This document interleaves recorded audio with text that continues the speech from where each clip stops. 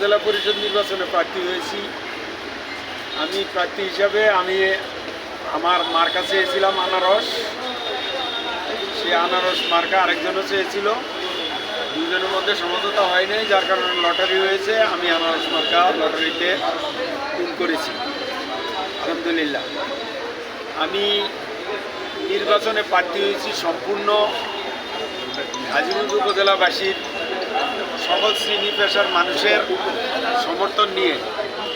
আমি আশা রাখি আগামী 21শে মে যে নির্বাচন অনুষ্ঠিত হবে, সেই নির্বাচনে জনগণ আমাকে স্বতঃস্ফূর্তভাবে ভোট দিবে।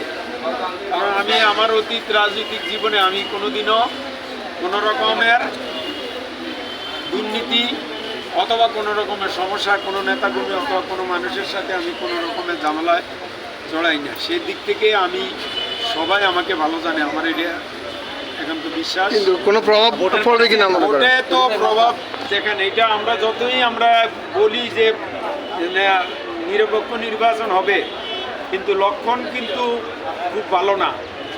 কারণ মাননীয় নেত্রী, আমাদের মাননীয় প্রধানমন্ত্রী, আমাদের বাংলাদেশ আওয়ামী লীগের সভানেত্রী জননেত্রী শেখ হাসিনা একদম সুষ্ঠু নির্বাচনের নির্দেশনা দিয়েছেন নেতাকর্মীদের উদ্দেশ্যে।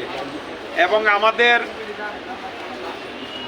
মাননীয় এমপি সহ আমাদের জেলা আওয়ামী লীগের নেতৃবৃন্দ সহ সকলকেই এই বার্তা তিনি পৌঁছে দিয়েছেন। আমরা এই আস্থা নিয়েই আমরা নির্বাচনে অংশগ্রহণ করেছি। কিন্তু এর মধ্যেও বিভিন্ন রকমের খারাপ লক্ষণ দেখা যাচ্ছে। আমি সাংবাদিকদের মাধ্যমে আমার মাননীয় প্রধানমন্ত্রীর কাছে আমার বিনীত আবেদন, জনগণ ভোট দিবে, যাকে ভোট দিবে তাকে আমরা মেনে নেব।